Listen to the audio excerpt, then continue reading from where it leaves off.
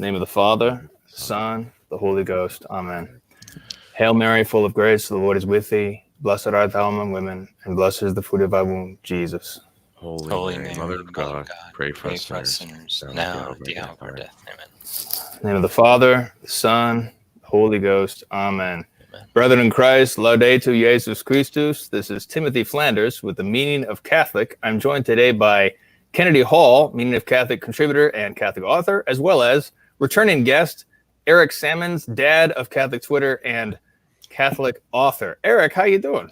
I'm doing good. I'm pretty sure the tag of dad of Catholic Twitter was actually invented by Kennedy. I think it was Kennedy. He was the first one who ever called me that, and then it kind of stuck. So still waiting for the royalties. Yes, right. And okay. I will give you 10% of everything I make from that title. So there you go. Wonderful. You heard it here, folks. That's right. I'm doing well, though. There will be no contractual dispute later. That's right, exactly. So tonight we're going to have a Catholic dad show. We're going to have three dads talking about their kids. And this is Catholic Masculinity Part 6. This is, in fact, a continuation. We actually had the three of us together on finances. It was Part 2 or Part 3, The Duty of the Man to Provide. And this is part of the series on Kennedy's book, which I didn't have ready, clearly. Pull it under the pile here. Terror of Demons, Reclaiming Traditional Catholic Masculinity. If you don't have a copy, follow the link below. Terror of Demons. And Kennedy, also, would you like to tell us about your current project? Yeah, so we've got a book coming out, hopefully by September 29th. It's tight, but we're going to try. And it's called How to Destroy the Family, How to Destroy the Family, Letters from One Devil to Another. So it's inspired by the genre C.S. Lewis created with the Screwtape Letters. It's not a derivative sequel or anything like that. It's different themes and whatever. But I don't know. I was just thinking about what's going on in the church right now, and it'll tie into schooling a lot, but the plight of the family is fundamental. Thinking about the message of Fatima and that the final attack will be on the family, that whole theme. So I thought it would be good if there was something that we could look to in how basically, these books sort of talk about demonic psychology. It's definitely there's some spiritual stuff in it, but it's more about how are the devils going to play with how you think. And that's what I think C.S. Lewis did so well in the Screwtape Letters, was he presented how your mind is going to react to those sorts of things. And so I'm trying to do that in that book. And it'll be about a family during the coronavirus lockdown, because it's a good sort of device to show, the family has to come home together. They're all thrust into the same place and have to live together and whatever. And we're going to watch them go through a bunch of stuff. And I was writing a chapter today, and I remember reading one time that after Lewis had actually written and finished that series, it was actually a series of chapters released over about 30 weeks in some periodical. And he basically had to do sort of a retreat after, because he really got into the mind of devils. And I'm writing one of the chapters today. I'm like, oh man, I just creeped myself out, when I was writing from that perspective. So hopefully it's good. We'll see. Yeah, excellent. So we will, God willing, be releasing that on Our Lady of Victory Press, meaningofcatholic.com/Our Lady of Victory Press. God willing, September 29, Feast of St. Michaelmas. Yep. So before we get started, please like, share, subscribe this video. This helps us spread the apostolate, spread the gospel of Jesus Christ. This apostolate is about uniting Catholics against the enemies of Holy Church. Part of that is Catholic masculinity. So let's talk about Catholic education. Catholic parents are faced with a lot of different options today, a lot of difficulties today. So let's break it down first. And Eric, I want to ask you, what exactly is the essence? What are you looking for? What I know that you've done, I think you went through public school, but all your kids through homeschool, I believe. But tell us about what you see as the essence of what's the sine qua non that you're looking for? Well, I think almost like the better word than education, I would say, is formation. That I am looking to form my kids and form them obviously in the image of Jesus Christ. And so as a parent, that is my primary duty, in fact, is to get my wife and my kids, and then of course myself, to heaven. I mean, that's what a Catholic dad and husband is supposed to do. And so I need to form my children And so that's what I really think education is. It's the formation of kids. Now, formation, of course, includes all aspects of the human person. Primary is the spiritual, that the priority is to get them to heaven, that's their destination. They need to be formed to become faithful Catholics throughout their whole life.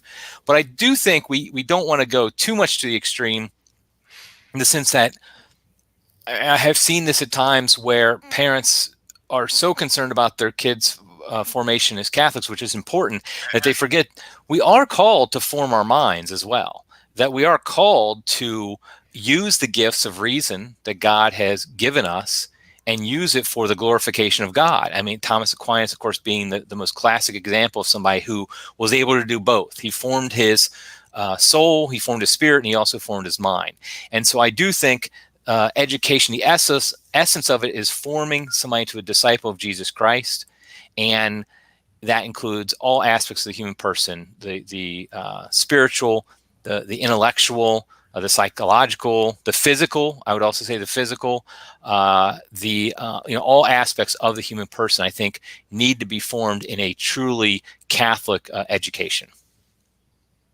So how do we determine that it's the proper formation? Everybody's doing forming, right? Right. So if that's the case, if it's formation, if that's what we're supposed to be doing, then the question becomes, how do we do that? Because this is what I don't think people realize.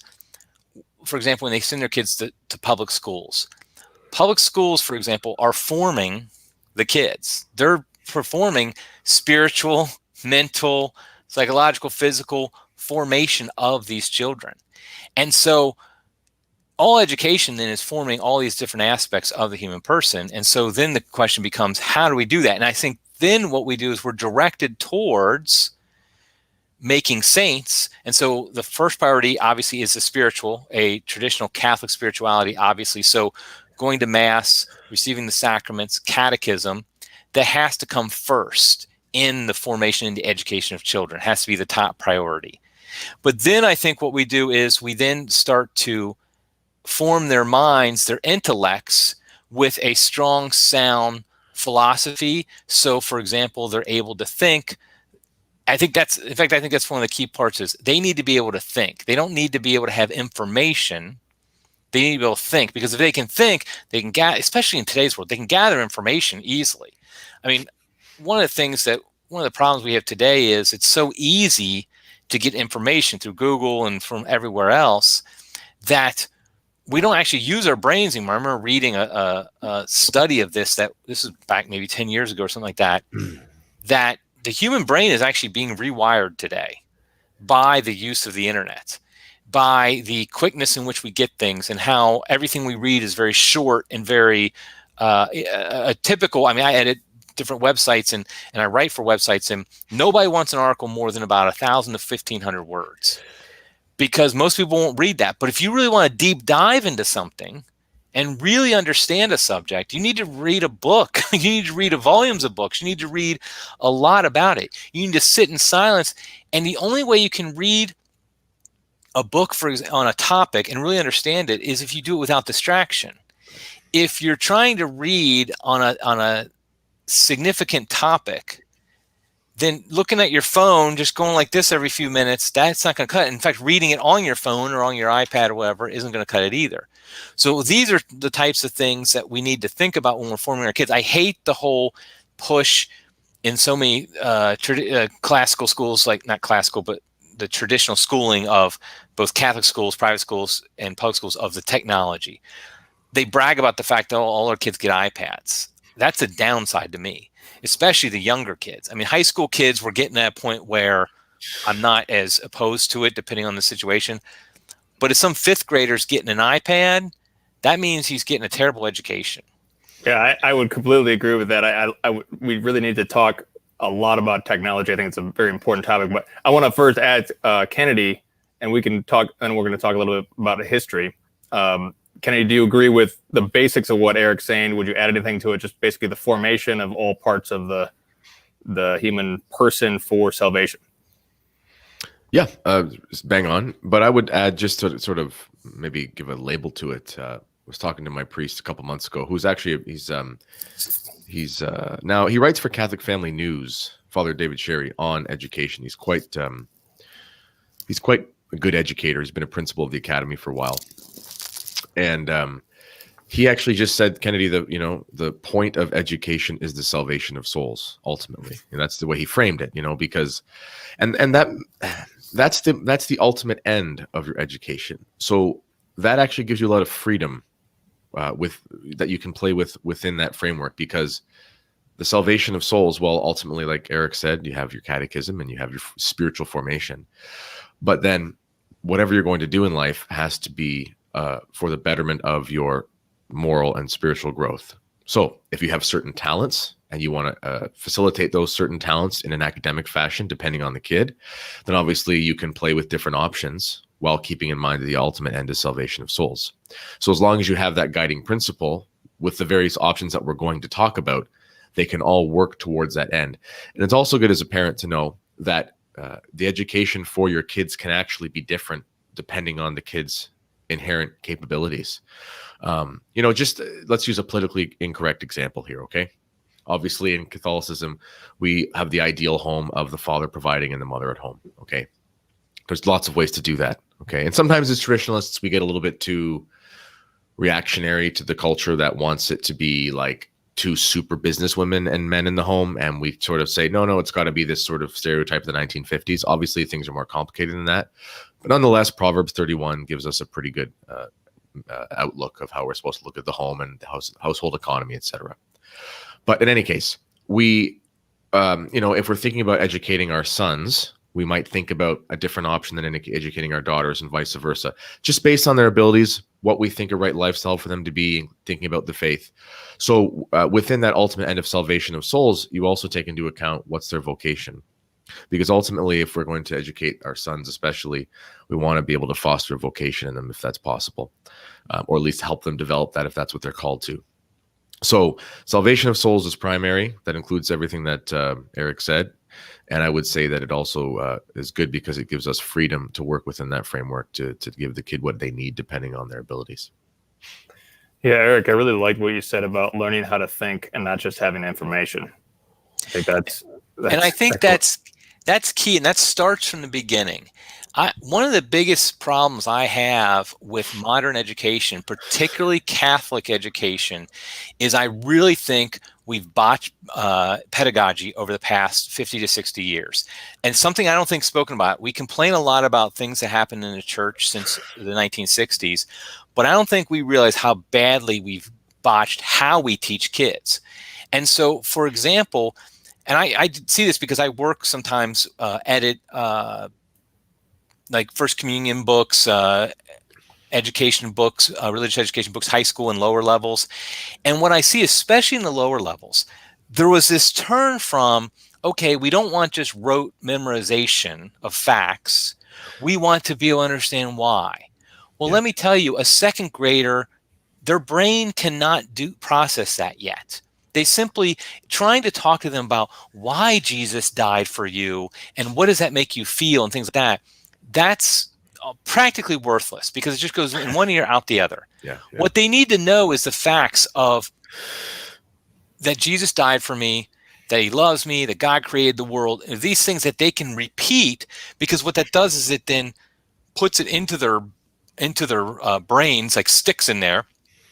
And then as they get older, when they get middle school, particularly high school, now we can start delving into, okay, the why questions. We can really delve into understanding it at a deeper level. I see so many religious textbooks that they're trying to get a second grader to understand at a level that their brain's simply not equipped for. And I think that's a really key point, is how we teach at each age level is as important as what we teach. Because if we teach in this terrible way that doesn't really help them retain it, then it's like, what's the point? I mean, they're not going to retain it, so who cares what you teach at that point? So, and you see this particularly, I thought I had sitting over here, I was just using the other day, like the Baltimore Catechism for a second grader compared to almost all religious textbooks today for a second grader. The Baltimore Catechism, it basically has them memorize details about the faith, information about the faith, but they're not trying to really process it yet. And then as they get older, they can then start to process it. So I think those type of things are vitally important. And because what happened is that, especially conservative traditional Catholics, we focus so much on the fact that so much religious ed in Catholic schools was heretical, which is terrible, and we should be against it, that we forgot that it's also just poorly taught. I mean, everybody, I'll just bring out one.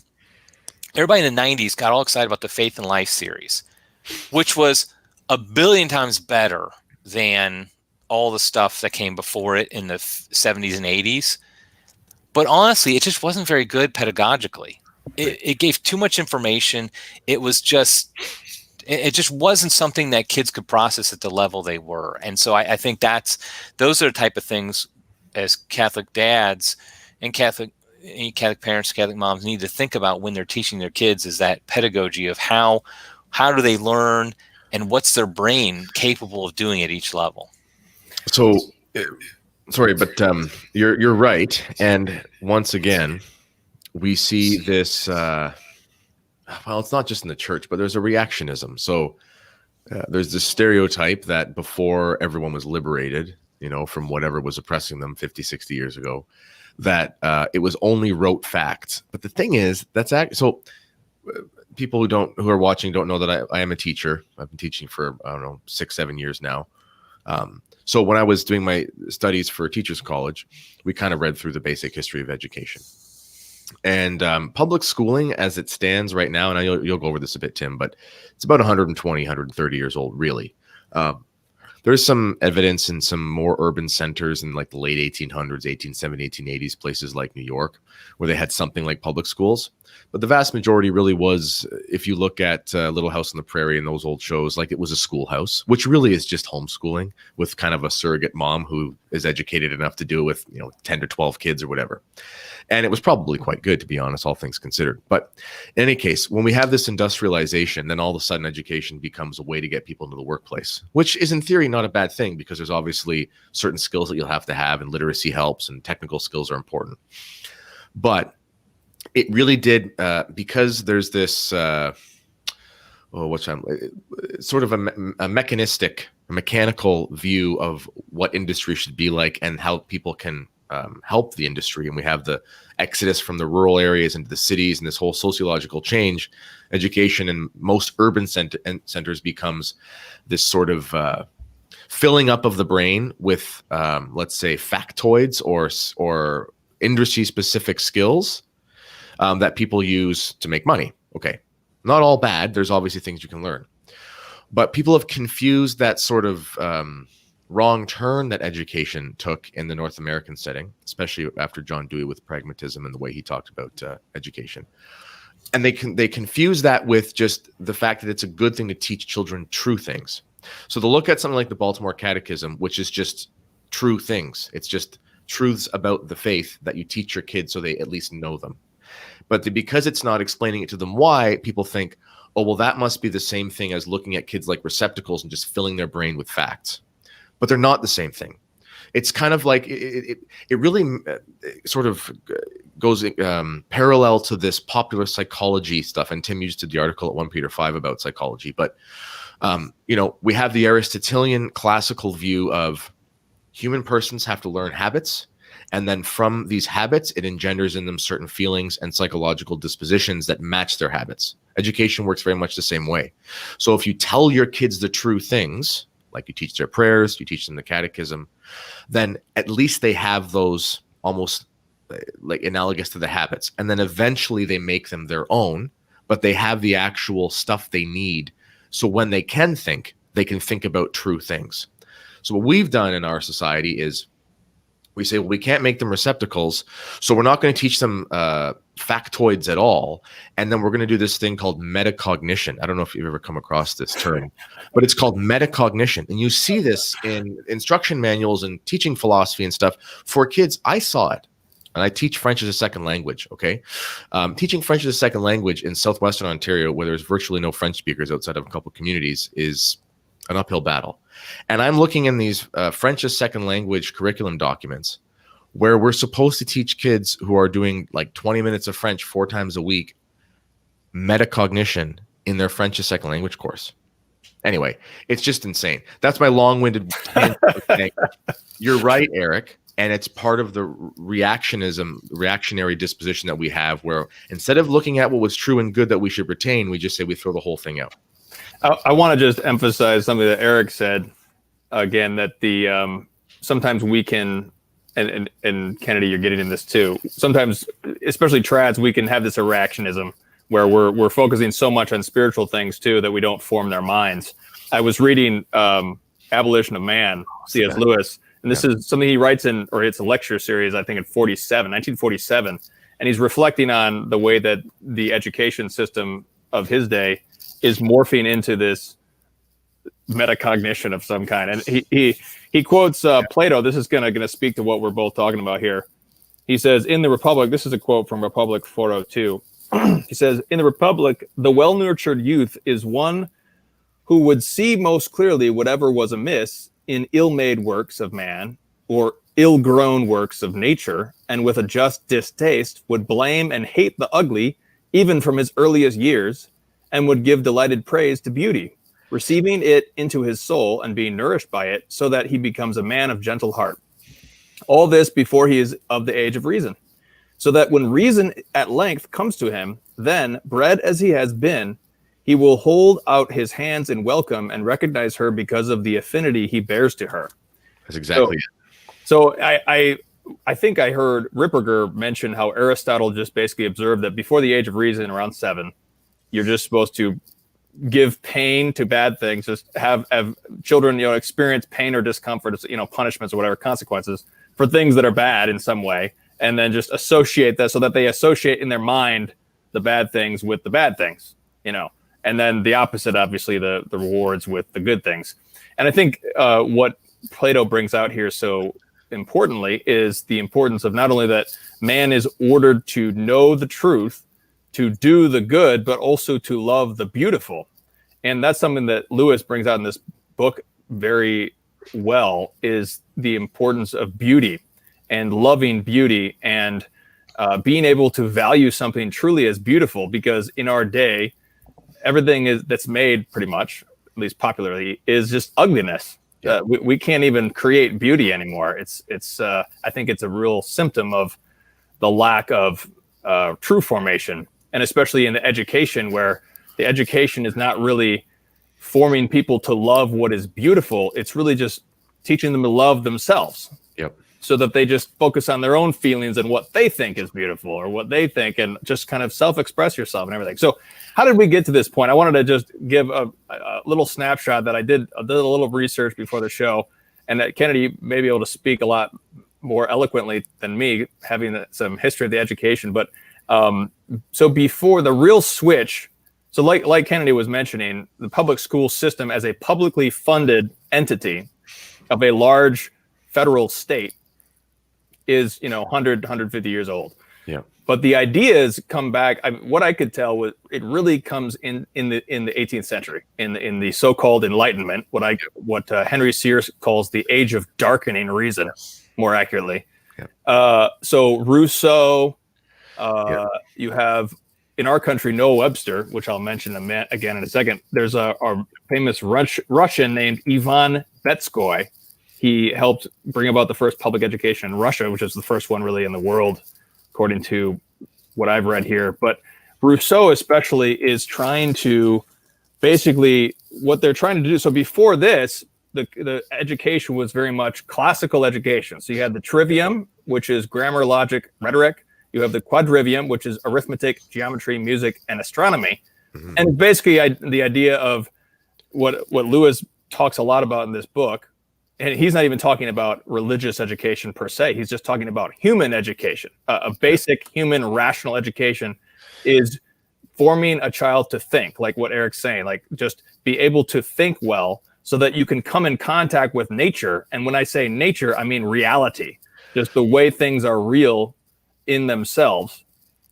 And so the classical realism philosophy, as expressed through this classical education, is just coming in contact with the real.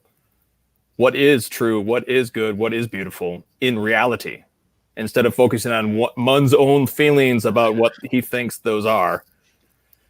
But what I can see is that the real big switch happens when Eric's libertarian sentiments will be pleased by this assertion. But the enlarging state, as it continues to enlarge after the American French revolutions, and as it continues to enlarge in the 19th century, there's this push that's coming right out of Rousseau, which he discusses. He says that, here's a quote from him. He says the education should not be left to a mortal father. The state remains and the family dissolves. And this is commentary by Gertrude Himmelfarb from Roads to Modernity, page 175. She says, quote, summarizing Rousseau, thus the public authority had to take the place of the father and assume the responsibility of imbuing the children with, quote, the laws of the state and the maxim of the general will. And then Rousseau goes on to ridicule the sophists and all these traditions. And the same thing happened in America with Noah Webster. He specifically castigates what he calls dead languages, Greek and Latin. And he says, we need to have American education. We need to have people loving American stuff, not these dead heroes. And so there's a real strong shift in education to create an ideological formation. And there's this great, here's a quote from Lewis, where Lewis compares the education of old with the education of the new education. He says this. He says, where the old initiated, the new merely conditions. The old dealt with its pupils as grown birds deal with young birds when they teach them to fly. The new deals with them more as the poultry keeper deals with young birds, making them thus or thus for purposes of which the bird knows nothing. In a word, the old was a kind of propagation, men transmitting manhood to men. The new is merely propaganda. I love C.S. Lewis. So that's I think what I can see is the summation. That's kind of what I see in public education, is that whether it's in America or in the Soviet Union, there's such a strong ideological element that is trying to form citizens to be citizens of a state and an ideology and the common will first, which is more than what they care about families, and everything else is secondary. That's what I see. What do you all think? And we have to remember that all education, like I said before, is formation. And so the fact is, and it's ideological formation. So we do that as Catholics. We're trying to form them in our ideology, i.e. our religion, our children. Well, why do we think that if we send our kids to public schools, for example, that the state isn't doing the same? That's exactly what they're doing. They're trying to form people to be good citizens. And what is the number one virtue of a good citizen? Submission to the state. And so and we see, oh my gosh, we've seen that this year in spades, but just they've been doing it for so long. I remember a number of years ago, my daughter was in high school and we homeschool, but she had to take the SAT or something like that. So I had to go into the local public school to sign up and things like that. And at the time, I was also very involved with prison ministry. I was going to different jails and prisons and doing things like that for the diocese. And so it was striking to me how much this public school, which was not in an urban area or anything like that, it was in a very middle class neighborhood and all that stuff, how much it reminded me of going to the local jail. Because everybody, I mean, they literally had security people around. You had to, when you checked in, you had to go through 15 different forms of identification and checks and everything to make sure you're allowed to be on campus. And then as I'm walking there, some of the students are sitting out. It was lunchtime, and this was in Florida, and they're sitting outside in this area to eat, and there are security people standing around keeping an eye on them. And as you go through the halls, there's a security person here and there. And like I said, this is a very it was not an urban school. It wasn't like they had any incidents that I knew of or anything like that. But what struck me was the oppressive feeling of just being there. And I wasn't even a student or anything, that you're constantly watched, you're constantly being told that you need to submit to this authority around you. And of course, submission to authority in some situations is a good thing, but the authority here is the state, and they demand total and complete submission. And I think the psychological impact of that, just that alone, that every day from the time you are in kindergarten to the time you graduate from high school, you're spending 6 hours a day or whatever it is in this environment. How can that not have an impact on your formation and how you look at the world? And so, but that's intentional. That's not accidental, because the whole point is to form citizens of the state who will submit, who will do what they're told. They won't get out of line or anything like that. And so we have to recognize that was the original purpose of the public schools. It's always been the purpose of really the government schools, is to form good citizens. I mean, they really took off, of course, in the 1800s and 1900s, and it was to form these factory workers and different things. And like Kennedy said, there's something very good about training people for jobs and things like that. I'm a huge proponent of trade schools and things of that nature. But really what they're doing is they're trying to form lemmings who will just go along. And it's almost like at that time, all of a sudden we started having the rise of these, the mindless work, where the assembly line worker.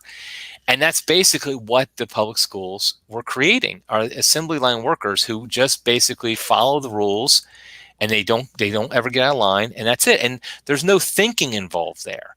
It's just, you learn the tasks that you're supposed to do. You learn that the thinking is done by the elites, by the people in charge. You're just simply supposed to comply, and that's formation, and that's really public school formation in a nutshell. So on the subject of going into the different options, I think that the public school system has many issues, and the ideological issues. I think the thing that always so I went through public schools, by the way. Explains a lot. So the thing that was always drilled into us was, what do you want to be when you grow up? Okay, right. And so it's always all about, this teaches, I think, the value that teaches to children is that in order to achieve happiness, you have to assert your will over the world and achieve your dreams. And what we mean by dreams is your material happiness doing a job that you like, which is so far from the truth of happiness that it just basically creates a world where you are trying to have a self-realizing experience. And especially, I think it's, and I'd like to talk about the role of the mother here too, because especially when it's one thing when you drill that into men, because men are ordered to work and provide. But when you focus so much on teaching young girls that if they don't succeed, and we celebrate all these women who broke all these barriers and they did all these great things, and none of them, not a one, is celebrated for the greatest thing that a woman has ever done, which is motherhood. The Virgin Mary giving birth and being the mother, so there's not a single woman who is celebrated for the most beautiful feminine thing. And so that's something that's extremely frustrating and malforming, I think. But what do you guys see as the role of the mother as opposed to the father in terms of educating and forming? So one thing that I keep coming back to in my mind as you guys are making these points is that there's a fundamental disconnect between the education of old, let's call it, that C.S. Lewis was talking about, versus the new one. And that break is in the metaphysics. It's in, even Plato, he's not talking as a Christian, but what he's saying is that there's a soul, and that beautiful things are good for the soul and the thriving of the human person towards whatever teleological end is good for him, because he is body and soul. Versus today's standards are what are good for his temporal happiness as some part of this larger machine that we call society, in a way that we can function as a collective. There's a very big difference between the two. And what happens after that is you have a bad anthropology. If your metaphysics is off, then you have a bad anthropology. And maybe it's chicken or the egg, bad anthropology, bad metaphysics, back and forth. Okay. But we have a bad metaphysics and we don't know the spiritual nature of who man is, even pre-Christianity, right, with Plato. But obviously after that, we're more enlightened about the truth of it. So we should use that. But if our anthropology is off, then we don't even know what a human person is for. So if we don't know what a human person, it's like, I mean, if you think about it like this, I mean, this is kind of a crude analogy, but if a person is an instrument, but you don't know what that instrument's for, then you just make noise. You don't actually play the song. You don't play the tune that instrument's actually for, and it's useless. But if you know what it's for, then all of a sudden you can, you're finish the analogy and everything works out fine. Now, as far as how that pertains to the mother, well, I'm a big fan of how Chesterton would talk about education. And he basically boiled it down to, the ultimate point of education, besides the salvation of souls, right? Because obviously that's paramount. But that we live in a society, considering that we do live in a society, well, what's the primordial unit? The primordial unit is the family. So if you're going to speak on a practical level within the Catholic framework of salvation is the ultimate goal, then your vehicle towards that, unless you're called to the priesthood or the religious life, is going to be through your family. So can you be educated in order to have a family? And that is for both the husband and for the wife. So as far as what the mother's role is because, and I like what Augustine says about, peace is a tranquility of order. I like to apply that to the home. Right. The mother is there. She's the hearth of the home. She's there. And at the youngest age of the children, obviously, they're extremely dependent on her. And she offers them something that, quite frankly, dad can offer somewhat, but she offers something just extraordinary. And Chesterton would always say, it's so ironic that, they're basically sending kids off to these public schools was strange and silly in his mind, because he said a mother could do more in 6 or 7 years with the child on her knee in the nursery than they could do in the next, 20 if they keep them there, that sort of thing. So the mother is so fundamental to education, because what the mother does is she is the center of the home and shows them that ultimately whatever they're going to do with their life is going to revolve around this fundamental unit, which is their family. And once again, it can look a little bit different. Mom can be doing various things to help with the household economy. But when you take children and you take them out of the home at a really young age, and they're not with their mother, and they're with someone else, then they sort of, I don't know how to put it. It's almost as if you're sort of stifling the way that they see that fundamental unit of the family. And then once they go, as they continue through their education, it's going to be hard for them to even know why they're being educated beyond their own personal desires. Whereas if they spend those first few years with their mother, whether she's formally educating them or not, it's going to provide them with that correct anthropology and metaphysics I was speaking to. It's interesting because how things have developed in the family over even the past 100, 200 years and more is interesting, because for a long time, most families, they were all at home. They were working at home. The dad was working at home. The mom was helping out. The kids were helping out as soon as they were able to. Education happened as almost a side thing. Education beyond just the education of life, which is the most important. How do you survive? How do you support yourself? Things of that nature. That was the primary thing. And then, of course, we see where men are taken out of the house physically to do a lot of work, a lot more than they were previously, historically.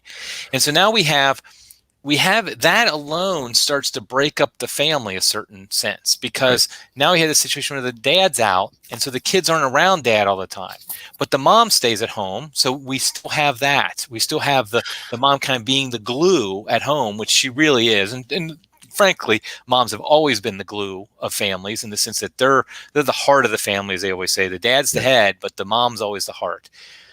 But then, of course, starting in the 1960s and beyond, the mom started being taken out of the home to go work, be empowered, whatever. And so now, and then the kids were sent off to school. So now we had the phenomenon of the vast majority of homes were empty for most of the day, every day. Yeah. And how that could be a healthy family situation, in which the family during the formative years of a kid, that they're not home and the home's just empty.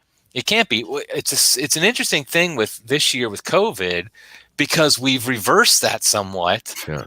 In that people are now working from home.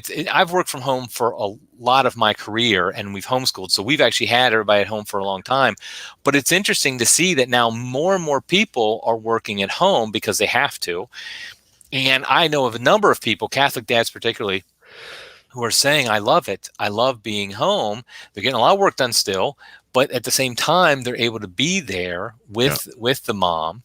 And so I think that's all an interesting thing, because practically speaking, these days, especially before COVID hit, the mom was the practical educator. She was the one who actually, speaking of homeschooling in that situation, she's the one who's actually teaching the kids to read, to write, to do arithmetic and all of those things. She's teaching their catechism and whatnot. The dad will help as he can, but he's at work all day, so he can't do much more. But I also think that the mom is the model of that sacrificial lifestyle that we see in the stay-at-home mom in particular, a person who quite literally gives her entire life for others. Yeah. And she gives up her own self-advancement for the sake of, for others, for her children, for those she loves. You have a situation where with a working woman who works outside the home, I should say, because I agree with what Kennedy's trying to, I think he's implying as well. It's like, it's not saying a woman can never be part of the household economy. Yeah. But I'm talking about the working mother who leaves the home. The 9 to 5 sort of thing. Yeah, the 9 to 5. Yeah. They are a little cog in this big machine of the world. But when they're at home with their kids, they are literally everything to a small number of people. Yeah. Their children. And so I think that is vital. The kids then see, here is this person who is giving everything for me. And that's that. If that doesn't model Christ's sacrifice to us, then I don't know what is. I mean, it's like, I think it was, I don't know who it was, but somebody said something to the effect of, for the mother, the kitchen sink, the diaper changing table, the school table in the dining room, that is her altar. That is where she offers up her prayers and offers up herself to God for the glorification of God. And so I think that's a part of the role of the mother. But I do think it's one of these shifting things. I do think there are cultural points to be considered that, I mean, you mentioned Proverbs 31. I just read that recently. I was going through Proverbs and I read that. And what struck me this time when I read it was how industrious this woman was economically for her family. Yeah. She was helping the family economy. She wasn't just only educating her children and not, I'm not saying a woman has to do that either. I mean, every situation is a little different, but I'm saying this because I know more, I'm assuming that most of our audience is more traditional leaning, and we shouldn't go so far to act like a woman can't contribute to the household economy. That's not what Proverbs 31 says. And that's not how it was ever done historically. I guarantee in the 1800s, I mean, Little House on the Prairie is the example. You think Mom wasn't helping out with making sure things were running? I mean, of course she was. Well, Paul's thinking about, like, where are we going to move next? Ma's there saying, okay, we got to make sure we have the crops, we have everything, and she's helping out. So I think there's the nuances there we have to consider. But ultimately, though, the mom's the heart of the home. She is that example of the self-giving love and sacrificial love for her kids. Yeah, I love what you're saying. I think the mother is just absolutely fundamental, foundational for every single child. The love of the mother, the closest of the mother.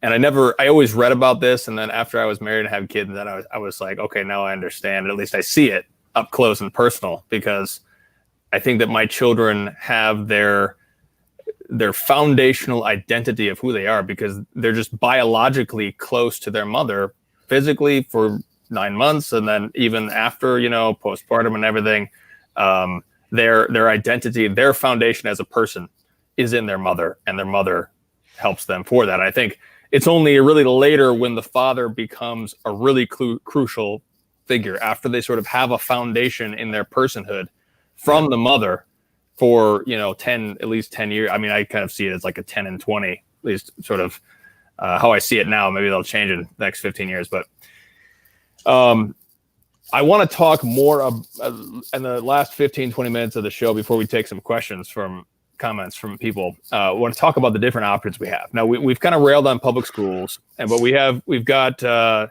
public schools, we've got charter schools, we've got homeschools, parochial schools. One thing I do want to say for public schools is that public schools are really the only option in most cases for children with parents with children with special needs. So Yes. if you have kids who have any sort of developmental disabilities or anything like that, it's almost impossible to find any resources for your kids except in the public schools. And so that's one of the, I think, the biggest bright spots of the public schools is that you have that resource. My 4-year-old, for example, had speech trouble. So we were able to have one of the people from the public schools do speech therapy with him. And so that was just a resource we had available. 2 of my kids did the same thing. Yeah. So anything like that, I think that's a really great aspect of public schools, even though we are very much against many of us. I don't know if anyone would have any other positives there, but can you guys talk, Eric, once you start, can you tell us about so you were public school yourself, and then what made you, were all your kids homeschooled? What made you decide to do that? So I was public school my whole life, including undergraduate studies. My dad was the public school superintendent while I was in high school and junior high. So, I mean, I come from a very public school family. And when we got married, my wife and I, 25 years ago, we originally were going to send our kids to Catholic schools because public school was just not an option, because we felt like, mostly because of the passing on the faith, we felt like sending them to public schools would harm their ability to live the faith and to pass on the faith. From our own experiences, I mean, she went to Catholic schools, my wife, but I went to public schools, and I was like, no, I just don't think that's a good option. In the 90s, homeschooling hadn't yet really taken off. Yeah, there was families doing it, but it was still somewhat of an odd, weird thing. And so we weren't really thinking of homeschooling yet. In fact, our oldest daughter went to a local Catholic school for kindergarten, first grade, and I think second grade as well. I can't remember for sure now, but first few years. And I remember what set me off to decide to homeschool was they had a parent, I think she was in first grade. We had a parent day where the parents were allowed to come into school and observe class while it was going on. So I came in and observed. And we liked her teacher. She was a good Catholic woman. She was a good teacher. No criticisms of her as a teacher. She's probably one of the better teachers out there. But what I realized was, in a class full of, I think it was like 25 or 30 first graders, this teacher spent about 90% of her time on the 2 troublemakers in the class, 2 boys, of course, 2 troublemakers, and the 2 or 3 outstanding, outgoing students. My daughter was a quiet girl, wasn't really boisterous or anything like that. Smart, but not gonna, get blow away or anything like that. And I had this mental image that day of my daughter going through 13 years of schools in which she's never noticed. She will just fly under the radar. She'll not get in trouble. She won't do poorly, but she'll never be pushed or anything. She'll just kind of, be a check. It'll be a checkbox. She checks off. She went to school for 13 years. And to me, I was thinking, I'm going to pay for this because Catholic schools aren't free. That just seemed crazy. I said, on the other hand, my wife could spend her entire energy on her and my next kids and focus on what is it that she can excel at. In fact, my daughter, she went on to study art, and she's now works in art gallery, and she's a professional artist. And I don't think there's any way in a Catholic school, even definitely not public school, that would have been noticed and really brought out as well as we could do it, because we could see her every day. Nobody knows her better than us. And so that's really what led us to homeschool our kids. Now, that being said, I do think there are benefits to Catholic schools when they're done right. And I think they grow as the kid gets older. The benefits of a Catholic school for like a kindergartner, honestly, they're just not that great, in my opinion. I think the kids should be at home if at all possible. I don't think there's a lot of advantages. But I could see, for example, high school, that there are advantages to a Catholic high school. Even though we homeschool all through high school, I do understand that if there's obviously, let me make the caveat. I'm not talking about the lame Catholic schools that are the vast majority of them today. I'm saying an ideal Catholic high school that actually does what they're supposed to do. You could have, for example, people who have expertise in more advanced subjects, sciences or math or whatever the case, art or whatever the case may be, that are available in a Catholic school that aren't available in a homeschool environment. Also, I do think there is, as the kids get older, especially you get high school and definitely college, there is advantage to being around other students and talking about and discussing and debating the subjects at hand that you wouldn't necessarily get with homeschooling. Now, of course, homeschooling, a lot of co-ops and things like that are available that make that happen. So I'm not, although we homeschool all the way through, I'm not anti-Catholic schools if they're done right. Now, I will say my experience has been the vast majority of Catholic schools are not even a step up from public schools. I mean, basically slap a crucifix on the wall and say a prayer or two before class, and they're no different than public schools. So I don't think they're worthwhile. But I do know there are a few good Catholic schools, and especially at high school, I can see that being a legitimate option. I personally think in today's world, there's so many ways that a kid, even in high school, can get a good education, even being homeschooled through online programs, co-op programs, things like that. That's why we've decided to go through and homeschool all the way through, because we're able to do that. Cool. Kennedy, you have thoughts on that? Yeah. Well, there was a what's it called? Like sort of a provincial conversation. In Canada, we have provinces, not states, for all my American friends. So it was a provincial conversation last year, about bargaining and all this kind of stuff. And class sizes came up as one of the sticking points between the teachers and the government. And people kept arguing over, the average is, let's say, 24 across the province, and the province wanted to make it 26 or something like that, So it came up, this rallying cry of, we need to keep the classes smaller because that's better for the students. And of course, that's a true statement. But the whole time I'm going, if you have more than 10 kids, you already have a big class. Because kids are coming almost like prototypes. They're almost, there's like molds of different kids. For every class of 25, especially if they're streamed, if you have the sort of more academic stream and the less academic stream, which is really common depending on where you are, although some places don't do that. But you're going to have, 4 or 5 kids who've got this sort of disposition, 7 or 8 kids in the middle that got this, then, the 4 or 5 on the top of this. And even if you get bigger, it tends to be just, bigger amounts of the same types of kids that fit in the same kinds of groups. And anyone who's taught for a long time will tell you that. So the point being is, once you get over 7, 8, 9, 10 kids, you get to the point where you just have large numbers and it's impossible to get to the kids individually. And then they're inevitably going to be put in those various groups. You're going to have the kids who are high needs on the low end, and you're going to have the kids that are high needs on the high end, and the kids who are in the sort of middle class, of the curve. And they don't get as much attention. And you just physically can't. If you've got 70 minutes in a high school period, there is just physically not enough time in that class to give every kid what they need. You do your best, and teachers work very hard, and some teachers are very good and they change kids' lives, and thanks be to God for those good teachers. Now, as far as what you were saying, though, about homeschooling and versus good Catholic schooling versus the expertise in the older grades, I completely agree with the expertise in the older grades. Whenever I think about schooling, once again, I always go back to what I said at the beginning of this show about, because I am a teacher, so I do like school, obviously.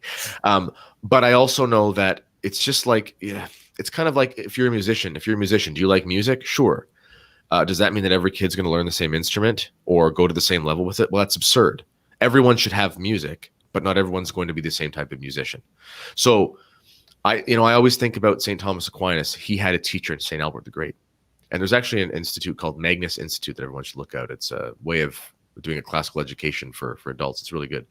But St. Thomas Aquinas left his home around the age of 7 or 8. And he went off to be educated in that classical religious fashion. Now, but that wasn't the norm. There was, out of, let's say, 200 kids his age in the village and surrounding areas, wherever he was living, he was the only one who went, or maybe 2 or 3 others, right? Because there was a certain potential that they saw in him. And also, okay, literacy rates are a little bit different and whatever. But the point is, he had an exemplary education by St. Albert the Great, who's a saint, therefore very holy, but was also known as one of the greatest scientific minds that there was at the time with the natural sciences. So the point is, he got a level of expertise that he could not have got, relatively speaking, if he had stayed home. But that's an exception because he's St. Thomas Aquinas. He's the angelic doctor. He needed that. Okay. So most people, you can figure out what you need to teach them, especially up until about grade 8 or 9, just by doing good literacy, good arithmetic. I mean, if you go into high school with a real strong literacy rate or ability, and you can do arithmetic all the way up to where you're doing brackets and exponents and the BEDMAS acronym, like if you can do that sort of thing, you go into grade 9, you'll be fine. Maybe the odd thing, I don't know this, but most things are kind of new in high school anyway. You don't really have much carryover from the sciences that you've done. You don't have much carryover from the geography that you've done. It just sort of switches to a new type of topic. So you'll be fine.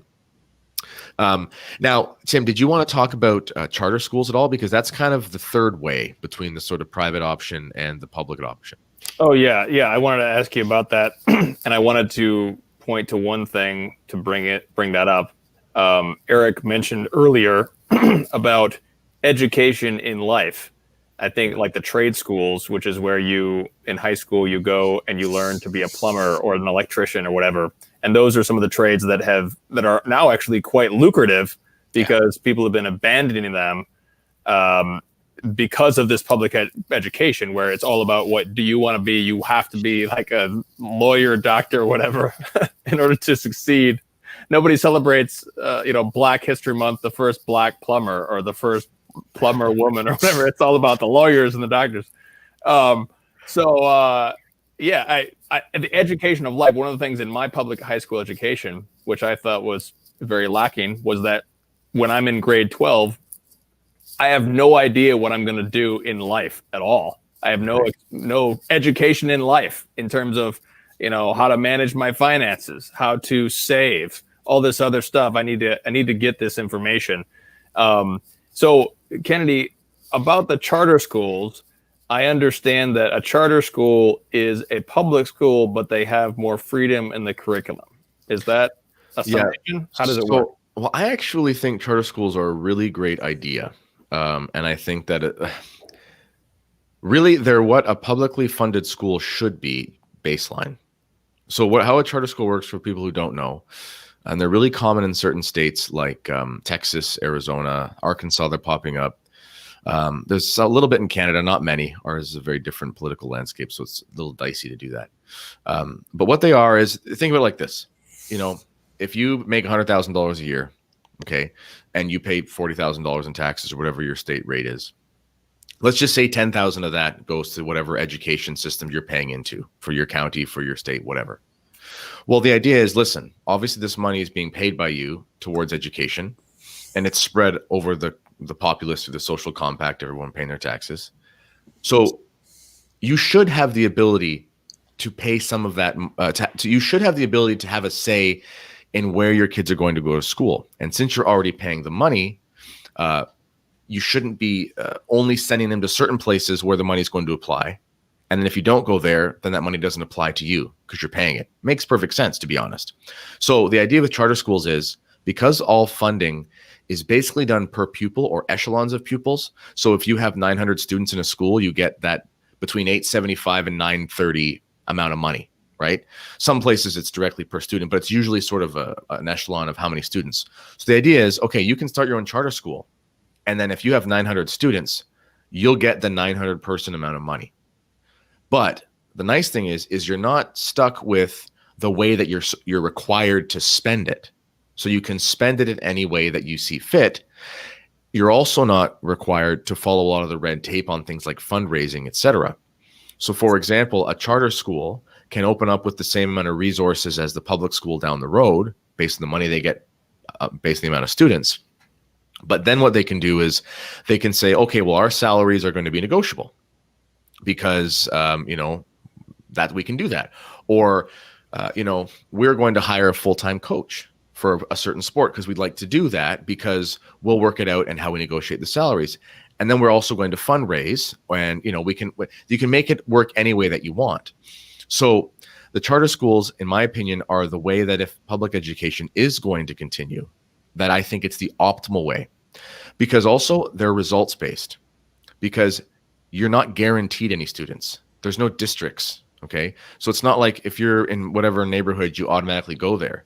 You have to find a way to go there, have a reason to go there, and it's got to provide you a product, that a good education for your kids that you want them to have. Otherwise, you're not going to send them, and the school's going to close down. So there's a merit-based approach as to how they function. And I will say the fruit of charter schools is pretty good, in my opinion. Most of them are not religious, but they're almost all geared towards the classical aim, because that's what people are looking for. So there's a really great, I don't want to call it a brand, but they kind of are like that. I mean, there'll be 20 or so run by the same organization throughout a couple states, and they're called Founders Academies. And the way that they're done is basically they offer an education they think the founding fathers of the United States would have. Now, I know we might think, okay, maybe they had an Enlightenment liberal education, and historically maybe there's some problems. But the point is they're reading the great books. They're not doing, like, it's not an education like right now. They're reading the great books. They're reading old stuff. They're learning in old ways. They're not having all the tech. They're learning classic grammar and arithmetic and things. And they have a great emphasis on truth, beauty, and goodness. So in reality, they kind of are like Aristotelian schools. They're almost all Christians. Most people that go there are Christians. But you're at least getting that basic good metaphysics in your education.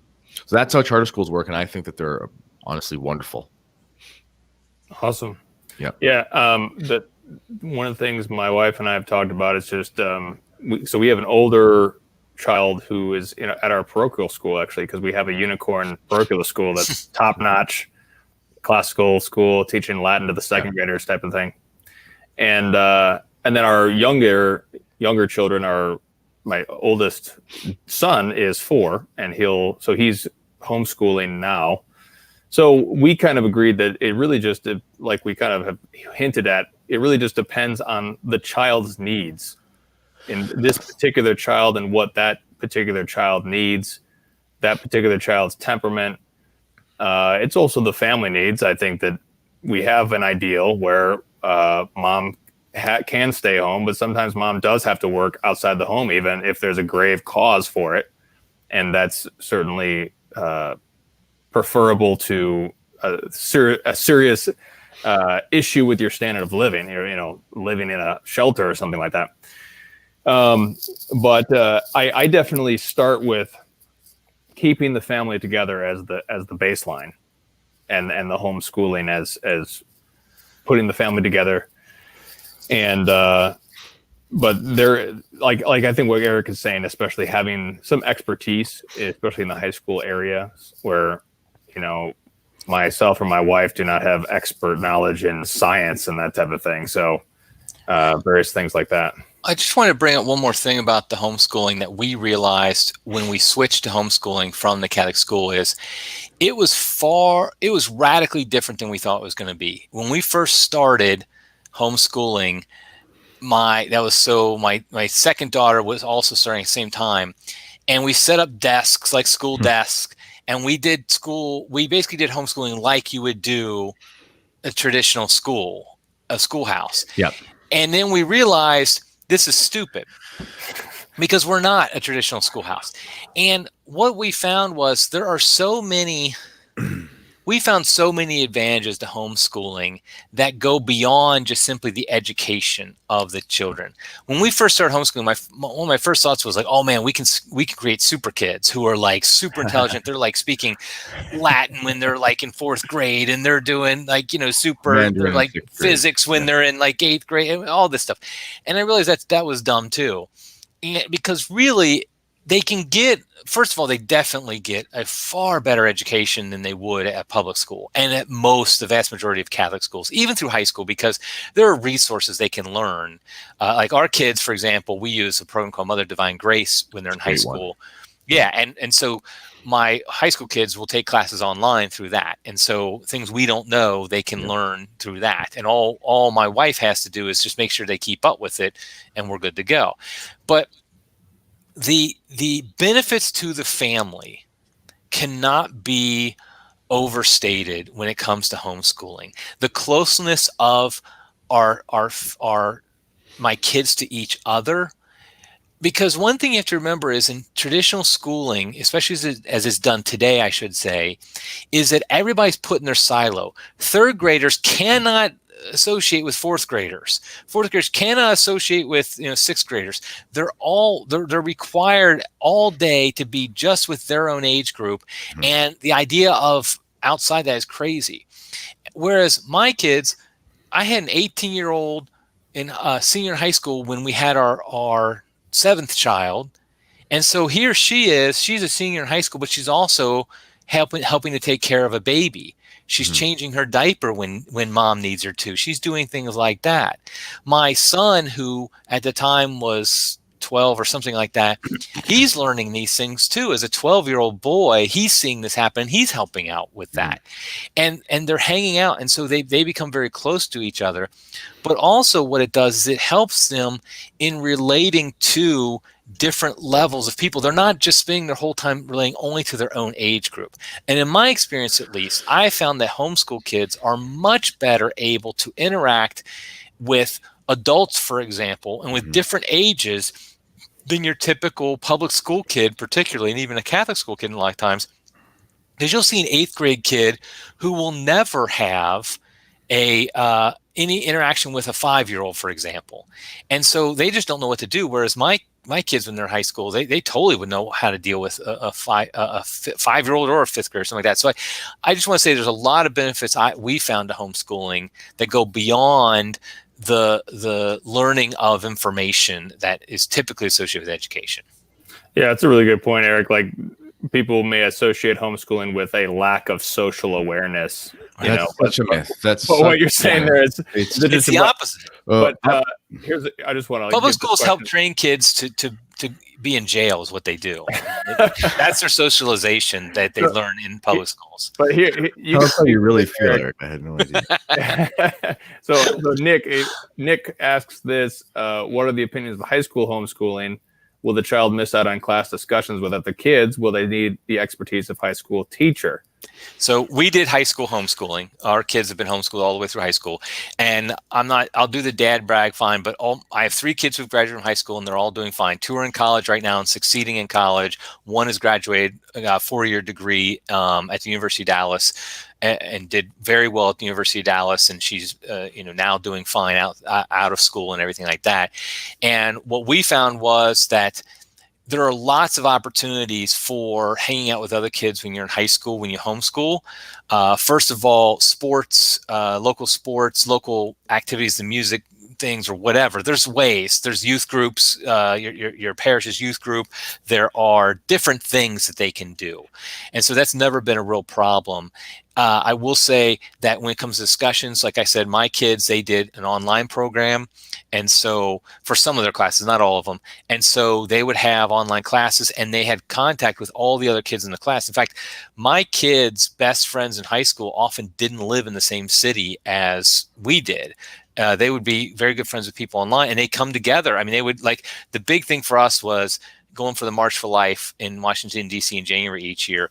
For all the kids in their program all go, and they actually have a formal dance the night before the March for Life, and we all stayed in the same hotel. And it's a real formal dance. They get dressed up and everything, and it's well done, well chaperoned, and all that stuff. But these opportunities exist way more today. I know some old timers, homeschoolers, more old time than me, that were doing it in the 80s and 90s. And my goodness, there was nothing back then as far as that goes. You really had to find ways.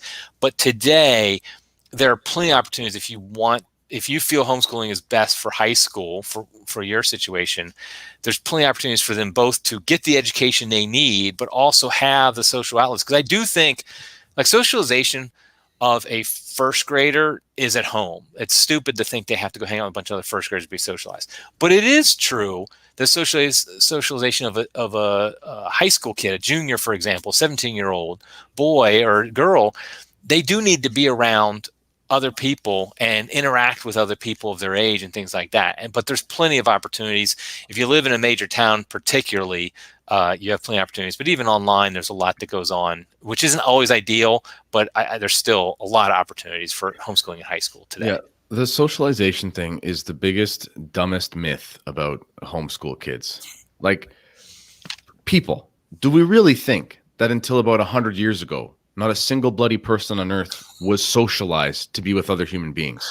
Right. Like, what happened to this large swath of the Romans? They built this amazing empire, but you know what? None of them had social skills because they didn't have public schools. It's absolutely insane. You spend 80% of your life as an adult. The thing that you should be doing is worried about how your child is going to be. I'm not saying get rid of their childhood. Obviously, keep the innocence, imagination. Those things are beautiful, wonderful, heart of a child, all that. But as far as their manners and their skills, if you are somebody who's homeschooled, for one, you're spending time around your parents, which means that you're spending time around adults who actually interact with you all the time in a way that has a natural authority to it. Secondly, if you've got a big family like you do and most people who homeschool do, then you're having different age groups. Even in traditional schooling. So our church has like a little, it has like a K to 6 and then a 7 to 12 boys school. Okay. But in the K to 6, it's still broken up as primary, junior, intermediate. So the Ks are with Ks, 1s, 2s, and whatever. So even there, they're still multi-generational. So even in the traditional schooling in the Catholic tradition, it wasn't this cohorted levels where you've got only 12 months of ages all the way through. What do you think is going to happen if you do that? If you are a kid who is 5 years old and you're learning to speak and read and write around other kids who are 5 years old, you're going to have reading and writing and speaking as a 5-year-old as your standard. Whereas if you're 5 years old and you're around kids who are 11, 17, and your mother, you're obviously going to have a higher standard that just by osmosis you're going to adopt. The vocabulary that you get when homeschooled kids were actually a huge part of my conversion to the Catholic faith. I didn't know what homeschooling was. I had no idea. I was a first-year teacher. I went on a mission. There was all these kids that, from big farming families, good Catholic, open to life families, 7, 8, 9 kids, that whole thing. And they were the most respectful, most polite, most forthright, most well-spoken kids I'd ever met in my life. And they told me that they were homeschooled. And I was flabbergasted because I had this popular perception that homeschool kid was going to be weird or something like that. And I always say people that say, oh, I'm worried about the socialization. Give you a social experiment. I want you to walk in near a shopping mall, although maybe not right now because all the corona masks or whatever. But walk in your near shopping mall and just survey and find kids that are 15 years old. Walk up and say, hi, nice to meet you, and shake their hand and ask how they're doing. If you get anything more than, sorry, I got to check my phone, that kid likely comes from either a really good home or was homeschooled. Right. I mean, you walk down the hallways of wherever kids congregate, the community center, whatever, and you've got all these socialized kids who are staring at their phones and standing in a circle. Anyway, that's enough of my soapbox for that. But socialization for homeschool, that thing is a total myth. Yeah, I want to get to a very important question. Bees Weiser says, do you have any advice for a father that doesn't see his children very often? This is a very important topic because many, 50, 60% of homes are broken. People are in situations. So, and I did not thankfully my parents stayed together, and I don't know what brother your situation is or not, but I mean, all I can say is that a father needs to show his children that he's willing to fight for them, to fight to be in their lives, that he's willing to put in all the effort necessary to talk to them as much as possible, call them every day, be interested in their lives as much as possible, write them letters, be interested in them and want to know about them and to educate them as much as they can in their situation. I think that when children grow up seeing the effort, even if a father, for whatever reason, cannot be a part of their lives more closely in a more traditional setting, seeing the effort of their father put in order to be in their lives has a profound impact. Do you guys have any thoughts on that? Yeah, it's not an ideal situation, obviously, but you make every effort you can to be part of your children's lives. And, it depends on the situation, obviously. If you have a legal situation in which you have certain limitations, things like that, that's different than a situation maybe you're working somewhere or whatever. But you do the nice thing about all the technology today is you can have a video call with your kids every single day if that's something that's possible. I mean, it's possible technologically. Mm-hmm. And I think, like Tim said, you just do everything you can to be part of your lives, and you show your kids as much as you can. You sacrifice as much as possible. If, for example, you know, you're in a situation where your job is keeping you from your kids, then you think about maybe sacrificing your career goals. Mm-hmm. Obviously, you have to provide for more contact with your children. Whatever it is that's keeping you from them, you try to do everything you can to lower those barriers. I mean, I know there's some tragic situations where there's only so much you can do. I just think you do as much as you can and try to be there for them so that they know when they get to be older, like, well, Dad did everything he could in the situation to be there, love me, and educate me. Yeah, Kennedy, I want to get your thoughts on. Nicole says, what about higher education for women? It's a lot of money to spend if our daughters will be at home. My married friends feel bad leaving their career to be a stay-at-home mom after all the money they spent on college. That is a tough one. So, sometimes we want things to be black and white as Catholics, but black and white does facilitate a little bit of gray. That's the reality, right? So, I know a couple families, you know, big families, good Catholics, and they tell all their kids, and this is not like a hard and fast rule, but this is something that's worked for them. They ask them to take, they're farmers, so it works for them, but they ask them to take a year or two off of school between high school and university. Everyone does it, and they work on the farm for a year or two, and then make that decision about what they're going to do after that. Now, obviously, that's specific to the farm, but you could recreate that in other ways. But one of the reasons they do that is because, for one, it's like, you know, if you have all these dreams of doing something when you're in grade 12, well, if it's a true dream and it's actually good for you and it's something you've prayed about and it's something that's going to be important for your life, then you will still want to do it 12 months later. And if it's not, you might just sort of, this thing that you're passionate about that was fleeting will go away, which means you will perhaps skip over an opportunity that could have, or skip over something that would have been a wasted amount of money, etc. Now, as far as for women specifically, really what we have here is a problem of we don't know how to date and courting. We should technically, I guess. So you're 18 years old, you're a woman, you're usually much more mature than a lot of the boys that are your age. So you're looking for seriousness in that area. But unfortunately, a lot of the men around you aren't ready for that. And even if they're good, it's just our culture is very different than it was 50, 60, 100 years ago. So that's just something we're fighting against. So I would advocate a couple things. First, all the men who are listening to this, who are teenagers, young men, whatever, get life insurance. This might sound obscure, but get life insurance as young as you can. Because one of the fears that a lot of women have when they don't want to go to school because they want to devote themselves to having a family early, but then they're going, well, what if my husband dies or leaves me or something? So the point is all the men out there who are trying to be good Catholics, have your fail-safe set up. So that way, if your wife is saying, I want to get married when we're 20, have kids, that sort of thing, she's not going to worry if you pass away 5 years later about, oh my, I never went to school, because you'll leave her something. That's sort of just a real practical thing that the men can offer to the situation. As for this woman, if she's talking, you know, the money side, maybe she's, you know, I would say there are certain skills that you can actually go to school for that aren't very expensive and are very practical. So things like early childhood education, things like various kind of like trades, I guess. There's a lot of things, but there's always work in where it might take 18 months to 2 years to do some sort of trade program. And you can do those things and get some independence that you want to, you know, and meet people and stuff. But at the same time, you're not putting yourself in a bind for 4 years, if that makes sense. I mean, there's no perfect answer to it, but those are practical steps, I think. And I have one daughter who's already graduated from college and two that are in college right now. Right. So I have this directly. Now, one thing I always do with my kids is I emphasize very strongly in college. I'm doing this with my son too, who's a senior in high school now. You do not have to go to college. College is not an extension of high school. It's not grades 13, 14, 15, 16. There needs to be a purpose to going to college, that you're going there to learn some type of skill or something. Now, I do think that colleges, particularly certain Catholic colleges, you can be formed in a good way as well. And so there can be good formation that occurs at Catholic college as well, even for the ladies. And I do think, though, also we're in a culture in which everybody marries later, and it's not, even if you want to marry early, it just might not be an option. And so there's a decent chance even a Catholic girl who does everything right, she's a great catch and everything like that, she might not get married till she's 30. Yeah. And that's just the reality.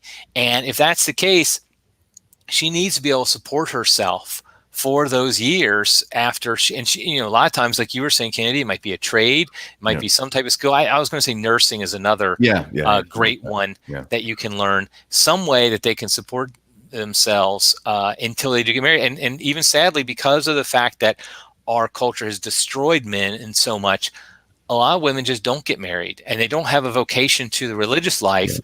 But frankly, the men have dropped the ball so much that there's no options for them. In which case, they need to have something, some type of trade that they can do, some type of job that they can support themselves. And that's not an ideal, but you have to realize the culture you're in. Mm-hmm. And if that's the case, you have to be ready. Now, at the same time, there's absolutely nothing wrong at all with a young lady who graduated from high school who doesn't go to college and doesn't want to go to college because she wants to get married.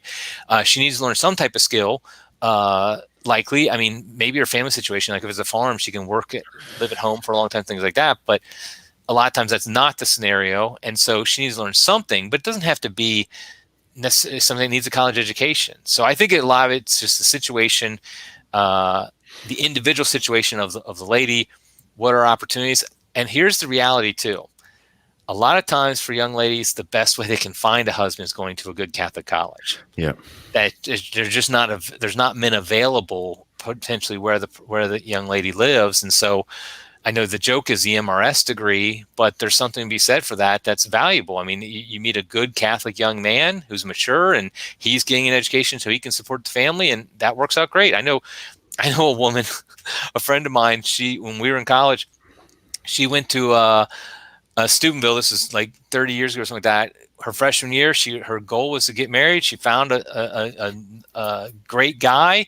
She married him, quit school after her freshman year, and she has now been married for 30 years almost or something like that, has a bunch of kids, and is a great Catholic woman. It worked out great for her. And she literally went to school just for the purpose of finding a good Catholic guy, and she did. So it worked out great.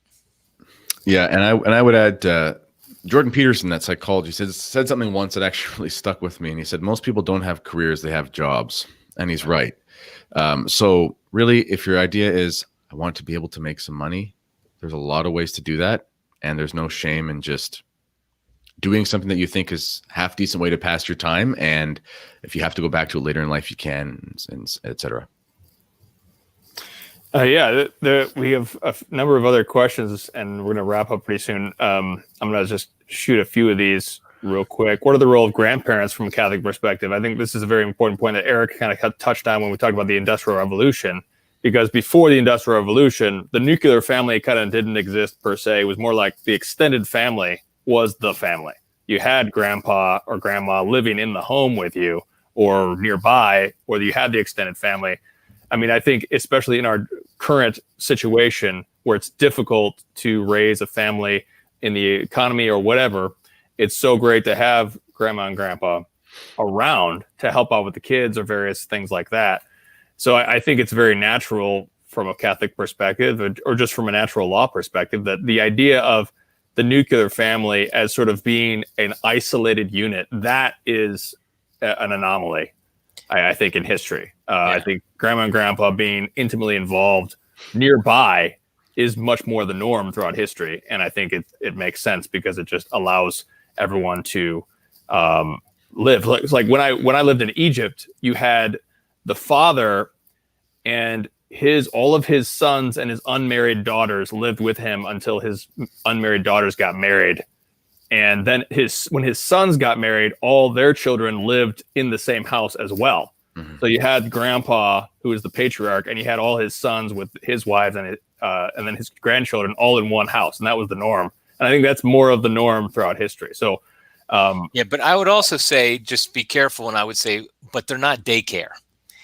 And I've seen situations in which families, the woman feels comfortable working outside the home because she's like, I can just drop off my kids with mom.